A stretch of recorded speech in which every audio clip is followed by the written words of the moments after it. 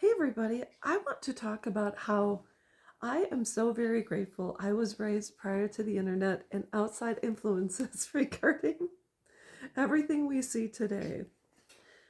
I was fortunate to have been raised in a very large family, and I have three siblings. I was raised with my parents. They divorced when I was around 12. But my mom came from a family of eight. My dad came from a family of three. And so I have first, second, third cousins out there. It's just the way it was. And sometimes I'm out and about, whether I go to a festival or I've been to the VA and I run into a cousin, and it's like a little family reunion. It's wonderful. So I want to talk about how blessed I am to have been raised in the land of misfit toys. It's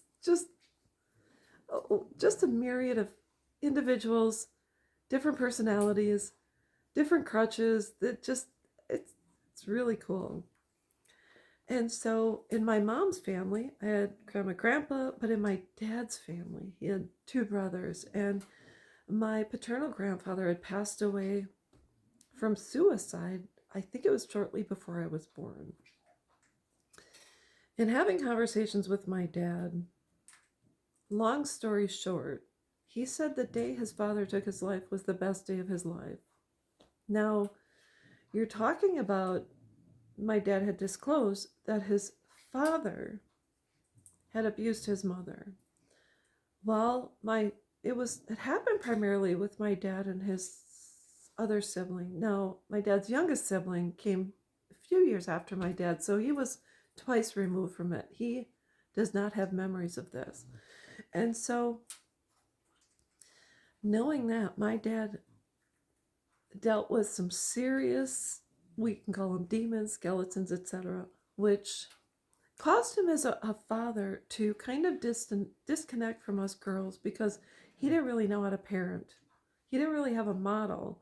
And so he was a good provider, but we were not close. We would go fishing and sit in the same fishing, we'd hang out in his lawn fishing boat. So those were my best memories of my dad when I was little. But yet he was not the type to hug and kiss. He was not really shown affection by his father, so he didn't know how to pass it on.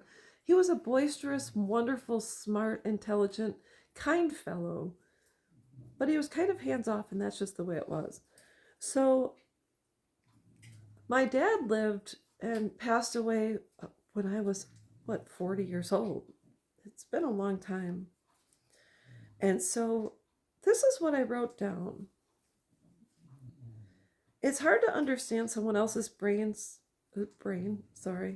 thoughts, feelings, experiences. A lot of men like my dad don't talk about their traumas, especially if they were raised in the Catholic Church, home like my dad, some veterans, etc. And as a result of the behavior my dad had experienced, he drank to numb. That caused him to be disconnected from us girls throughout our early childhood.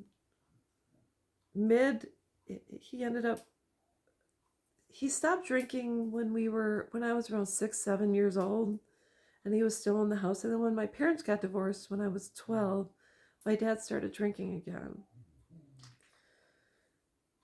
He eventually became comatose, and I got him into a rehab, ER rehab, etc. And then he finally, after almost being, I think it was a number of years, and then finally we got him we had to get him out of a nursing home into an ER to help detox him from all the drugs he was on, or they had, you know. And so eventually he woke up out of the comatose state and became my best friend, cheerleader, confidant, etc. He had my back. He was the person that had my back. So it took a few years. And during that time, I can tell you, I never really understood it. I was not raised in a home like that. But because I was raised prior to the internet, like other people, I was allowed to give my dad grace. And I was allowed to care for him in a certain capacity to the best of my ability. even when he was drinking, I had common ground with him. I limited my time with him, and I limited the time he had with my daughters. Now, granted, my dad didn't babysit for my kids, but it was mandatory he was sober when we were in the same space. So I did have certain rules, boundaries, etc., but I didn't completely disconnect from him. I didn't throw him out. I didn't toss him in the garbage. I simply loved him at times from afar. I wasn't a doctor. I wasn't a rehab. I didn't know what to do. I was young. And my kids were only, well, it was after, even after they were born. I've been dealing with this my entire life. So I just have to say, I know what you're going through when it comes to parents who are not perfect.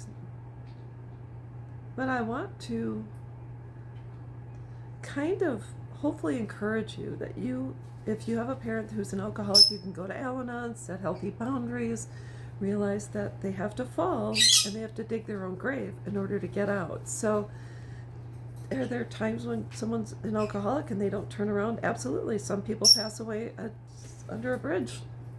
Some people die from an overdose, but you can set a healthy boundary. I didn't have to cut my dad off.